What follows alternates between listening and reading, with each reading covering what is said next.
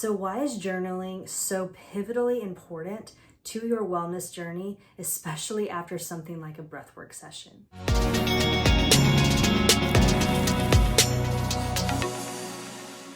Hola chica, welcome back to the channel. If you are new here, so excited to have you. This is the space for women who are moving through seasons of change and uncertainty so that you can have more grace and confidence in the process. So excited to have you diving in today on the value of journaling. And journaling can be something that you take with you not only after a breathwork session, but in general in all areas of your life. One of my favorite quotes that a friend of mine said is, if you're not documenting your life, you're not living it. So journaling is a key way to look back and even look in that moment to see what patterns are coming up for you in your life.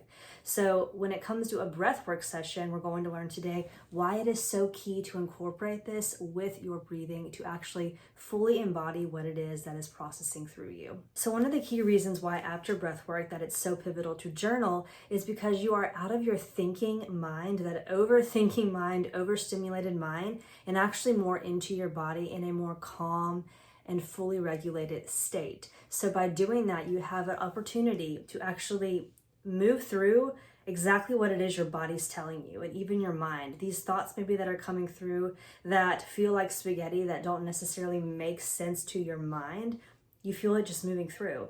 And what this allows you to do is actually get that on paper and then notice patterns. So oftentimes after a breathwork session, or even during, certain thoughts or memories or colors can even come through that you can just feel and see during the session. And so when you experience that, if you wait too long after a session to try and document it, your mind actually kind of gets in the way again. So your thinking mind starts to overthink what came through and make you think, okay, well, that's not really worth writing down, or that doesn't really make sense to my thinking mind, so what's the point?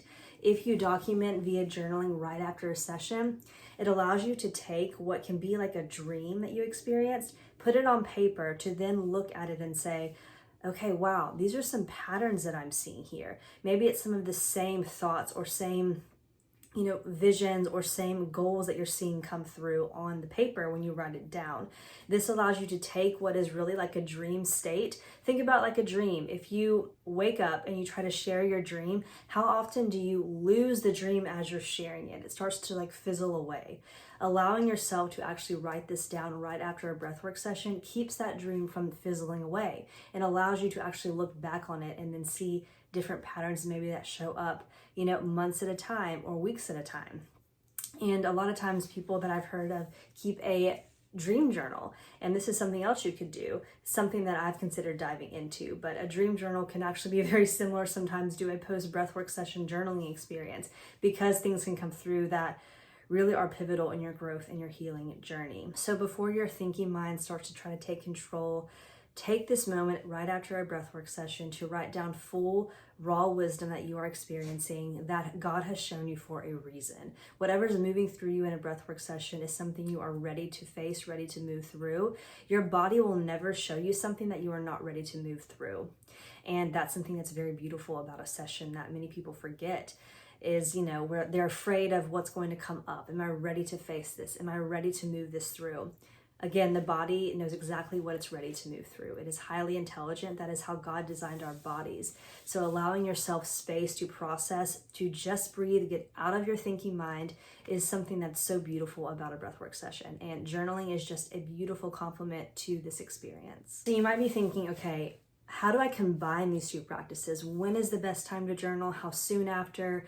What does a daily practice actually look like if I'm combining the journaling and breath work? So there's actually a 7-day program that you can take a look at here. This is for women moving through seasons of change, uncertainty. If you're on vacation and you're trying to get that reset that you need to move through the next season of your life, the next adventure you have coming, this is a great 7-day program that you could do. It is given to you each day. You can access it each day at your own time, and you can actually incorporate the journal prompts that are included in this program. But just as a quick rundown for you, the step one of this process would be the breathing portion, the actual breath work. You can take 3 to 5 to 10 minutes, whatever you have capacity for, to go into these breathing patterns, and make sure you are incorporating both that stimulating breath and also that more calm repatterning like breathing. And you can definitely take a look at a plethora of sessions that I've created for you. Here's one that I'll link here for you to do if you're just getting into this work. But you would begin with that breath work. And something that's really powerful to frame both before and after the breath work is actually somatic awareness. So you could do it after the breath work and just notice what your body, is feeling in that moment. What are you processing? How is it different than before the session, right? Before the daily practice. And so that's why it could be valuable to do it actually a little bit before you actually get into the official breathing. But really, once you're sitting there, eyes closed in your own space, getting into your body, beginning to notice what you're feeling somatically in your actual physical body. Noticing what emotions are coming up for you, and not trying to judge or change any of this, but simply having awareness for it. And then lastly, stories that are coming up for you. Maybe they've been coming up for you. Giving yourself the space to move into that and then get into the actual intentional breathing is a great way to actually notice how you feel before and after the breathing. So you can do the same awareness exercise after your breathing to become more in tune with exactly what did come through for you. And then right after that, I highly suggest, after you've had that moment of clarity, to then start journaling. This doesn't have to be, very specific where every sentence makes sense, every word connects to the other. Just journal. Just write and write until you feel like you've gotten all out on the paper.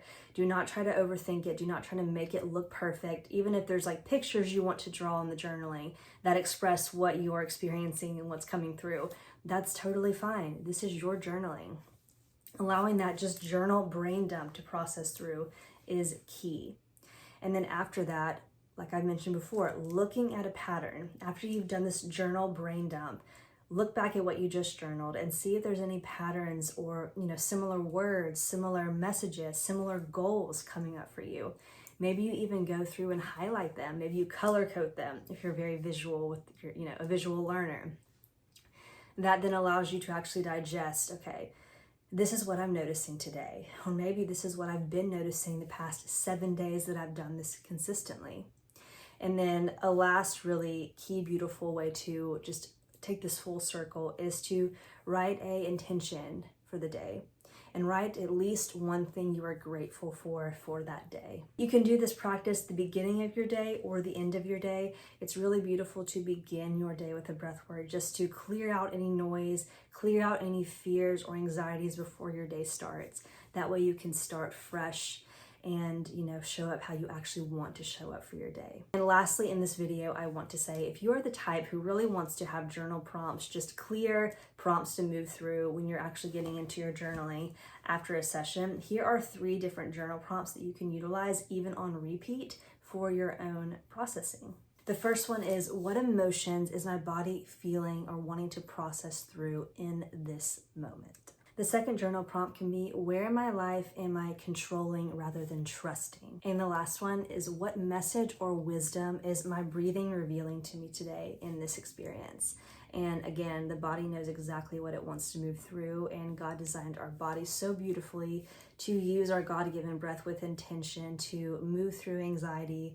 And something that's really amazing is actually when you say God's personal name in Hebrew, which is Yahweh, it actually mimics a breath. So no matter who you are or where you come from, if you are living and breathing, and if you're watching this video, I assume both are true, then you're actually honoring his sovereignty and saying his name. So honored today that you came to learn more about journaling in combination with breath work.